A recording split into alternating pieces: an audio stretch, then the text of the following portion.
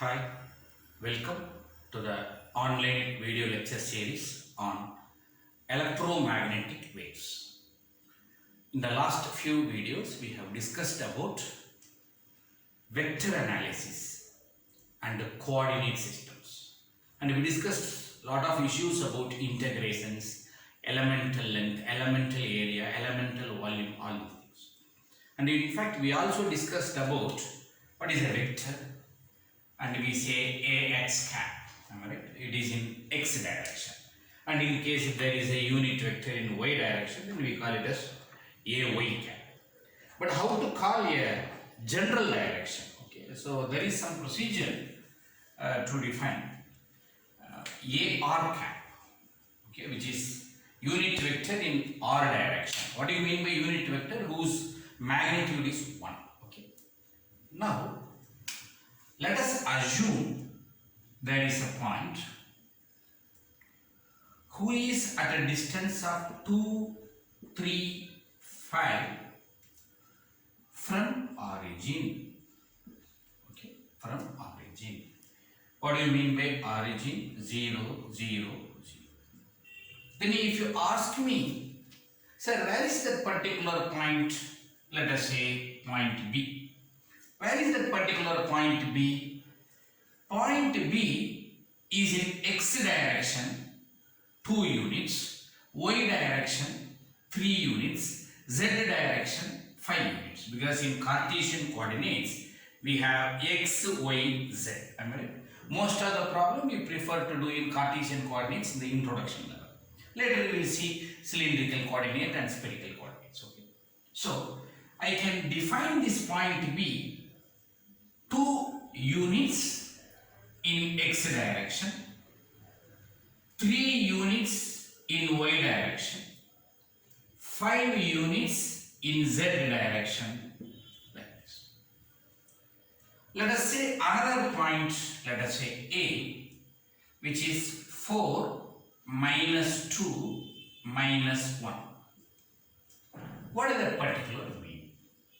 So point A is 4 unit in x direction, minus 2 unit in y direction, minus 1 unit in z direction. Then I would like to say, from origin, where is point A? Is at a distance of r1. So let us say r1 vector is this much. That is, point A is in this direction, but what is that particular direction? It is combination of x, y, z. For example, if this is x, this is y, this is z. Carefully listen, x, y, z. Repeating, x, y. Then what is this direction? Combination of x and y. What is this direction? This is x, this is y, this is z. Combination of x, y, z. Okay, like that, I can have any direction which is combination of all three. That is what we can define. Okay, there is one direction who is 4 units in x direction, minus 2 units in y direction. That is going down. Okay, minus in z direction. So what about that? I can say this is point B at a distance of r2, where r2 direction is. So this is the basic concept. Point A is in R1 direction, R1 vector. Point B is in R2 direction, R2 vector. If you ask me, sir, what is the distance between origin and point B? I need this particular distance. Only I need this distance. Then I would like to say R2 magnitude. This is distance. This is direction. Okay. What is the distance if you ask? Then it is root of, you should do root of 2 square plus 3 square plus 5 square. Okay, this will give you the distance between point B and origin. Let us say R2 magnitude is nothing but distance is equal to root of 2 square is 4 plus 3 square is 9 plus 5 square is 25. So let us say 35.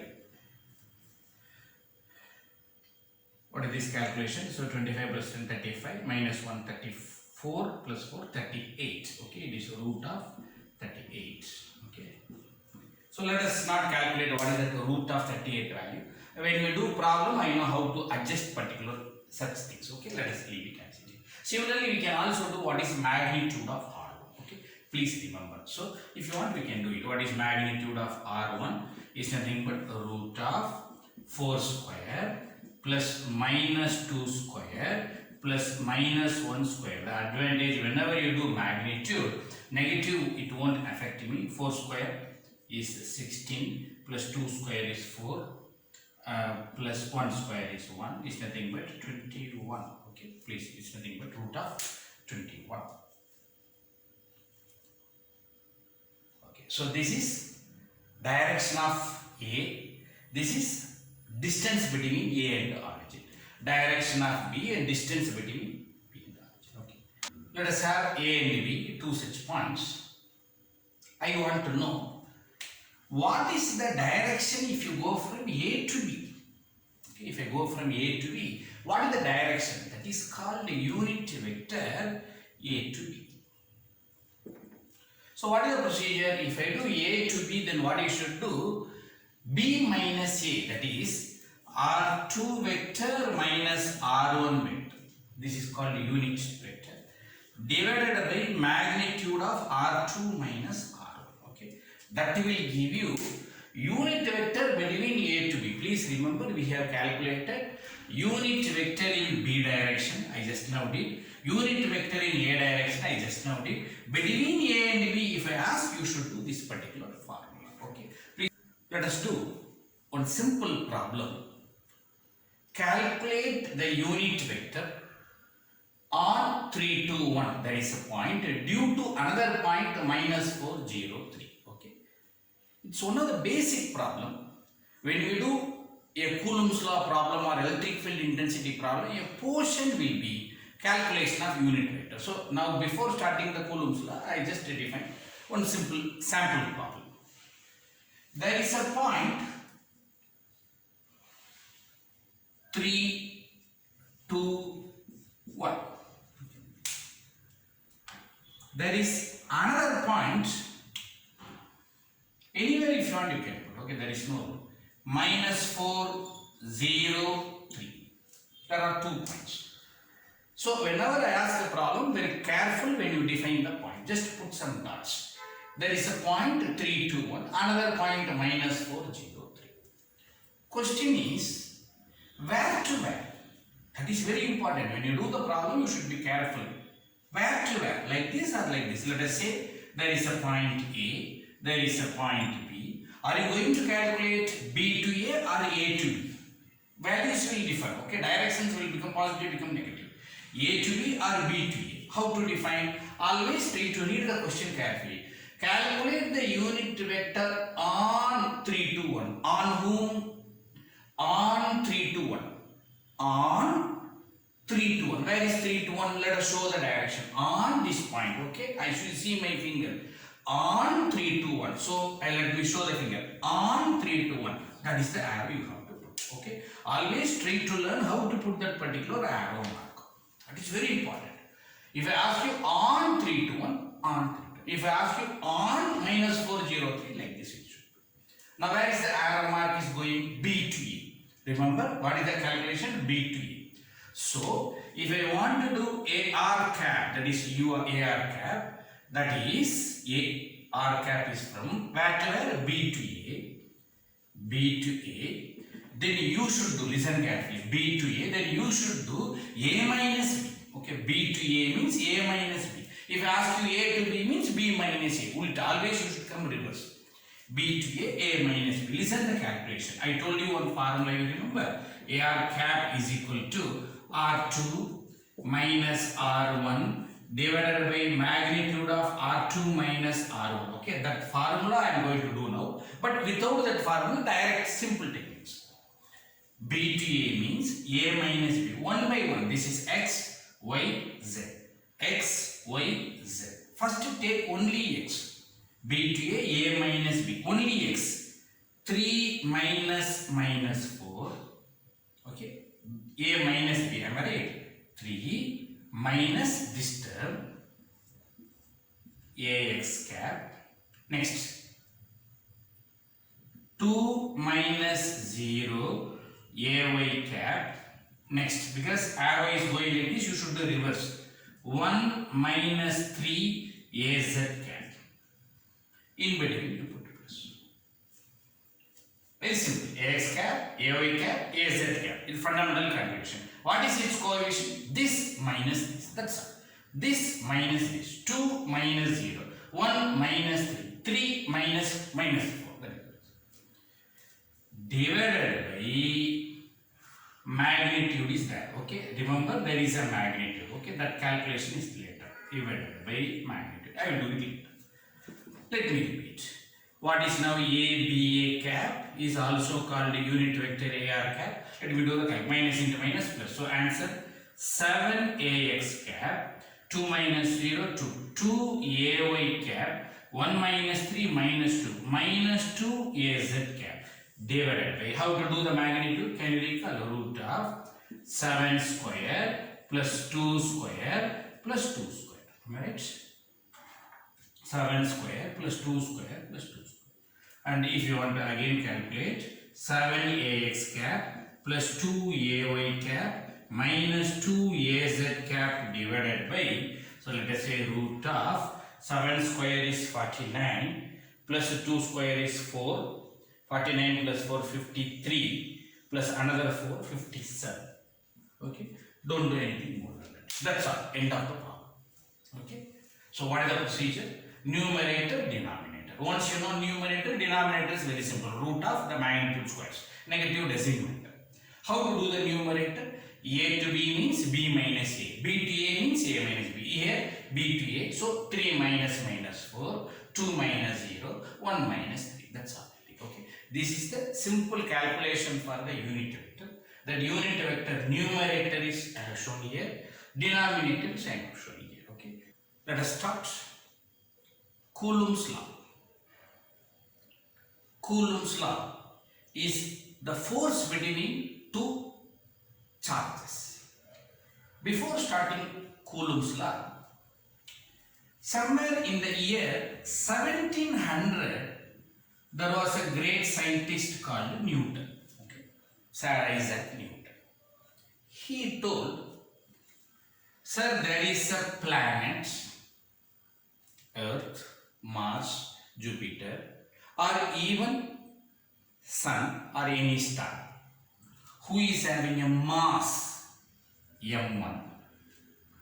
There is another massive object, a planet or a moon or a star, who is having a mass m2. Okay, very massive object. This is not applicable for human beings. Okay, not applicable for car or any other buildings. It is applicable for massive objects.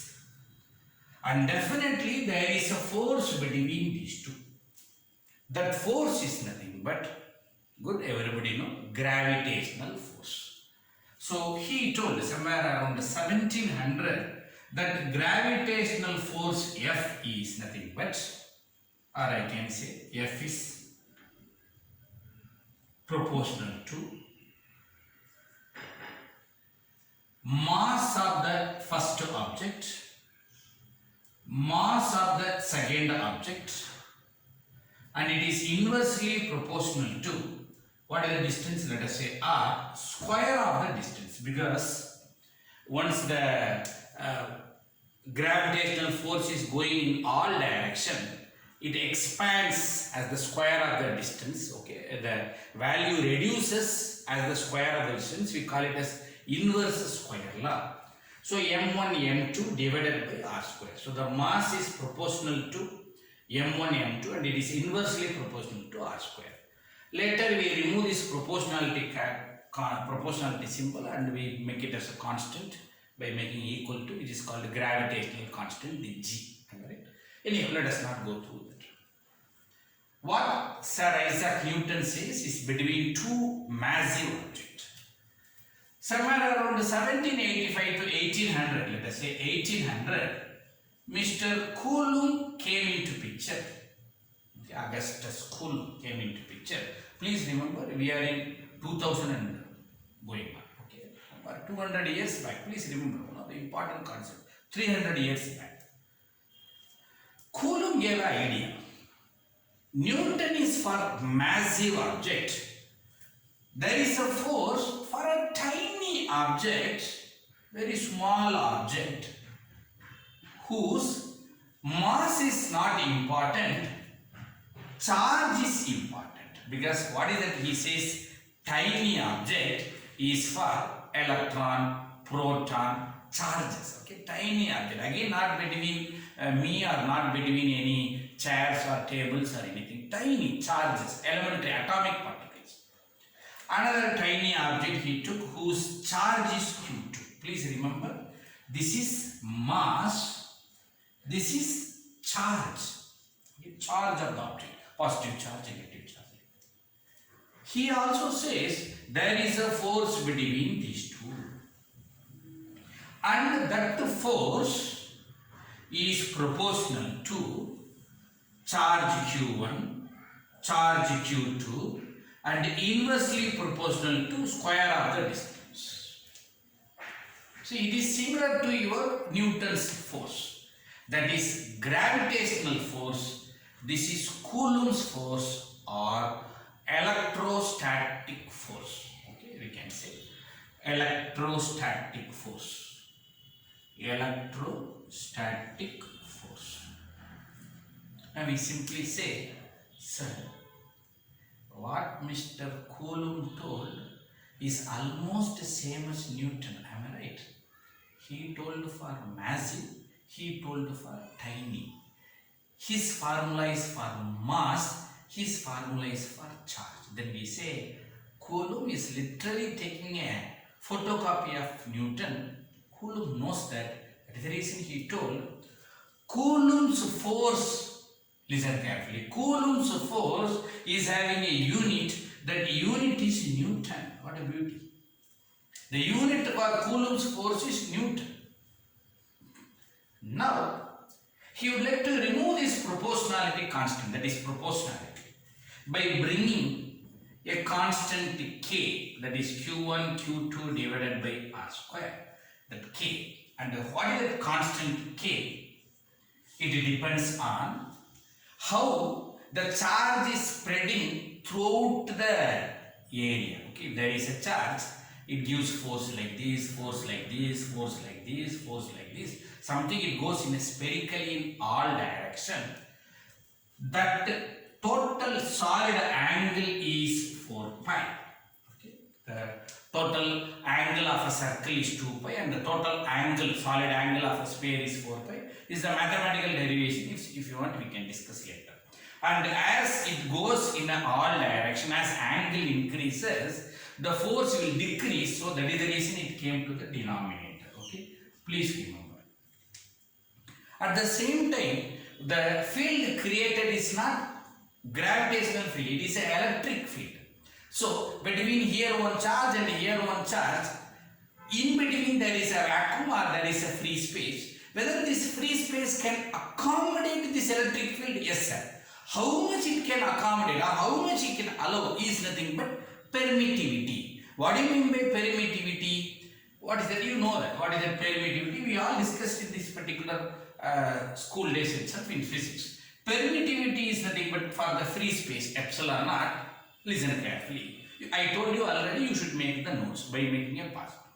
Permittivity is ability of a medium, that is free space between the two charges. Am I right? Ability of the medium to allow, to permit electric field. Okay, that is called permittivity.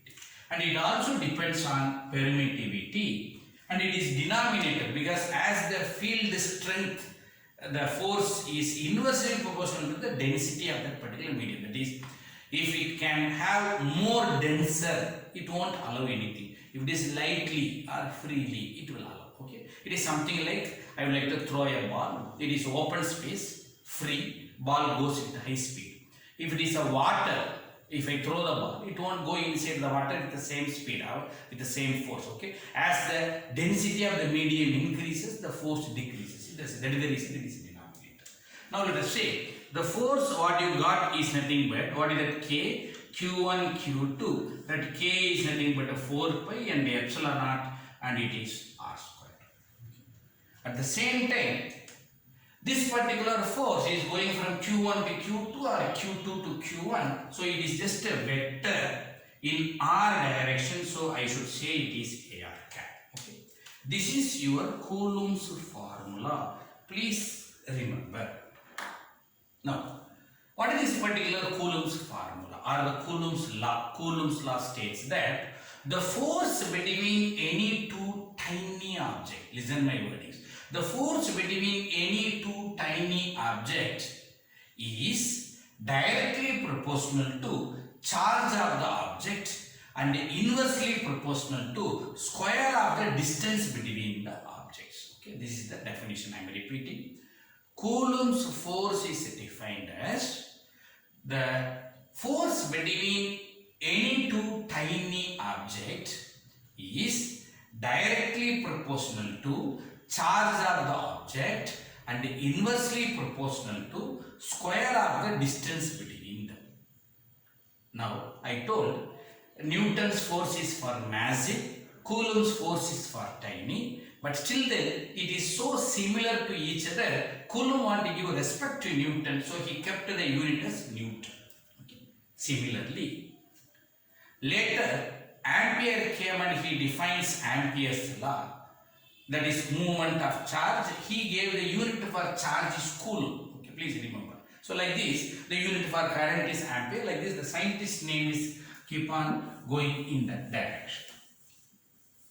Now, we want to represent the experimental law of Coulomb or vector form of Coulomb. What is that particular vector form of Coulomb? Very simple. What is that particular AR cap? Is the direction we told. Am I right? How to define that particular AR cap? AR cap is equal to R2 minus R1 divided by R2 minus R1 magnitude. Am I right? Okay, this is the AR cap. Can you remember? What is the direction? Numerator. What is the distance? Denominator. Please carefully remember, distance is the denominator. Carefully remember, distance is the denominator. Now, if I try to substitute the AR cap here, that is the vector form of the Coulomb's law. Now, what is that vector form of the Coulomb's law? F vector, because I made a direction, because AR cap is coming. Q1 Q2 divided by 4 pi epsilon naught. Who is still pending? R square. Keep it pending. I will come to that later. Who is AR cap? R2 vector minus R1 vector divided by magnitude of R2 minus R1. Am I right? So this is your AR cap. AR cap I replaced. Q1, Q2 I wrote. 4 pi epsilon naught I wrote. Who is here still pending? R or R square? R square. Who is R? Distance. Distance between the 2 points. Who is this one? Distance. That is a part of your AR cap. So can you recall? This is your distance. This is the distance, but I need distance or distance square. So distance square. So what should be here? R2 minus R1 the whole square. Okay, that is the because I know unit vector's denominator is R and I am having R square. So what is the total formula? Let us say F vector is equal to Q1 Q2 divided by 4 pi epsilon naught R2 minus R1 the whole cube, R2 minus R1 direction. Okay, like this also we can just define the vector form of Coulomb's law. With this, let us conclude this particular session. We will do more problems using this formula in the next video lecture. Thank you.